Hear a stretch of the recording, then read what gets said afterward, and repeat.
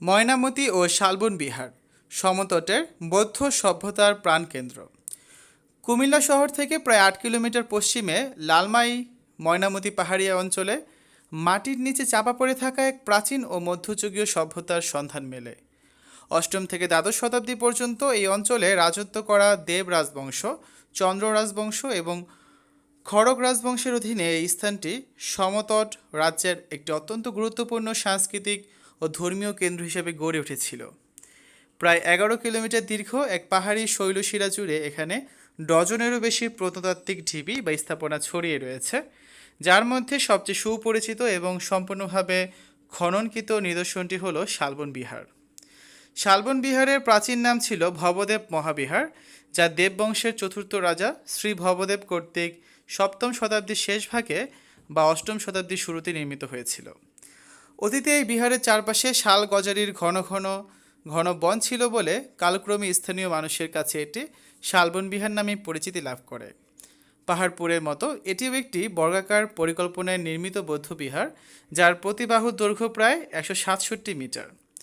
বিহারের চারদিকে সীমানা প্রাচীর জুড়ে ভিক্ষুদের থাকার জন্য মোট ১১৫টি কক্ষ রয়েছে। এই কক্ষগুলোর সামনে একটি টানা বারান্দা ছিল এবং কক্ষের ভেতরের দেয়ালে বইপত্র ও প্রদীপ রাখার জন্য ছোট কুলুঙ্গি বা তাক তৈরি করা ছিল। শালবন বিহারের ঠিক মাঝখানে উন্মুক্ত প্রাঙ্গণে অবস্থিত রয়েছে একটি বিশাল ক্রুশাকার কেন্দ্রীয় মন্দির। এই মন্দিরের চারদিকের দেয়ালে বেষ্টনী আকারে চমৎকার সব পোড়ামাটির ফলক যুক্ত ছিল, যা যুদ্ধরত সৈন্য, অলৌকিক জীবজন্তু ও মানুষের সামাজিক জীবনের ছবি প্রদর্শন করে। শালবন বিহার ছাড়াও ময়নামতি অঞ্চলে আরও বেশ কিছু অসাধারণ প্রত্নতাত্ত্বিক স্থাপনা রয়েছে, যেমন কটিলা মুড়া, যেখানে বৌদ্ধ ধর্মের প্রধান তিনটি স্তম্ভ বুদ্ধ, ধর্ম ও শঙ্খ এর প্রতীক হিসেবে তিনটি প্রধান স্তূপ পাশাপাশি দাঁড়িয়ে আছে। রূপবান মুড়া ও ইটাখোলা মুড়া, যেখানে বিশাল আকৃতির পাথরের বুদ্ধ মূর্তি ও প্রাচীন মন্দিরের স্থাপত্য দেখা যায়। এছাড়া রয়েছে আনন্দবিহার ও চারপত্র মুড়া, যা এই অঞ্চলের ধর্মীয় সহনশীলতা ও সমৃদ্ধির পরিচয় দেয়। ময়নামতি অঞ্চলের প্রত্নতাত্ত্বিক খনন কাজ থেকে যে পরিমাণ মূল্যবান ঐতিহাসিক উপাদান পাওয়া গিয়েছে তা বাংলাদেশের অন্য কোনো একক স্থানে বিরল।